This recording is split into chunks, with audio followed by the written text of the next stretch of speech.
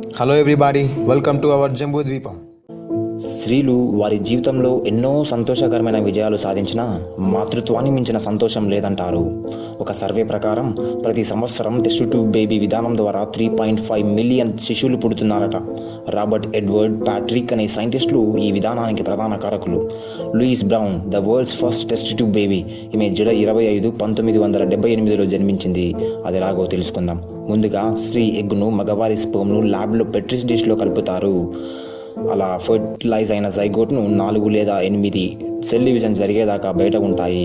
అలాగ జరగటానికి 24 నుంచి 48 గంటల సమయం పడుతుంది. తరువాత దాన్ని గర్భాశయంలోకి ప్రవేశపెడతారు. దీనిని ఇన్విట్రో ఫర్టిలైజేషన్ అంటారు. కనుక అలా పుట్టిన పిల్లల్ని టెస్ట్ ట్యూబ్ బేబీస్ అంటారు. మరి అమ్మకడుండే పుడుతున్నారు కదా, వారిని టెస్ట్ ట్యూబ్ బేబీస్ అంటున్నారన్న సందేహం కొందరికి ఉండవచ్చు. కానీ ఆ అమ్మ తన అమ్మే కావాలని లేదు. ప్రతి నెల స్త్రీ శరీరంలో ఒక అండం మాత్రమే ఓవరీ నుండి రిలీజ్ అవుతుంది. కానీ అలా కాకుండా 4 నుంచి 8 అండాలు రావడానికి మెడిసిన్స్ లేదా ఆర్టిఫిషియల్ హార్మోన్స్ ఇస్తారు.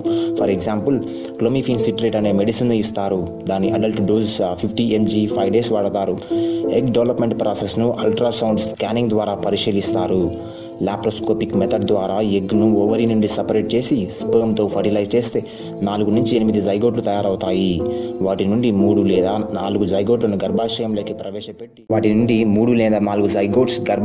ప్రవేశపెట్టి జైగోట్స్ యూటరస్ వాల్స్కు అతుకోవడానికి ఎక్కువ డోసులో ప్రొజెస్టరాన్ అనే మెడిసిన్ వాడతారు. ఈ టెస్ట్ ట్యూబ్ బేబీ విధానం వల్ల కొన్ని డిసడ్వాంటేజెస్ కూడా ఉన్నాయి. ఫర్ ఎగ్జాంపుల్, కంజెనిటల్ అబ్నార్మాలిటీస్ అంటే పుట్టుకతోనే వైకల్యంతో పడతారు. 3 లేదా 4 జైగోట్లను ఒకేసారి గర్భాశయంలోకి ప్రవేశపెట్టడంతో ఒకరి కంటే ఎక్కువ మంది పుడతారు. ఓవర్డోస్ మెడిసిన్స్ వలన hypothalamus, pituitary gland, ovary, uterus పై ప్రభావం చూపుతుంది. ఫర్టిలైజేషన్ ద్వారా పుట్టిన పిల్లలు నార్మల్గా పుట్టిన పిల్లల కంటే 190 గ్రాముల బరువు తక్కువగా ఉంటారట. ఫస్ట్ టెస్ట్ ట్యూబ్ బేబీగా పుట్టిన లూయిస్ బ్రౌన్ ప్రస్తుతం తనకు పుట్టిన చిన్నారితో సంతోషంగా ఉంది.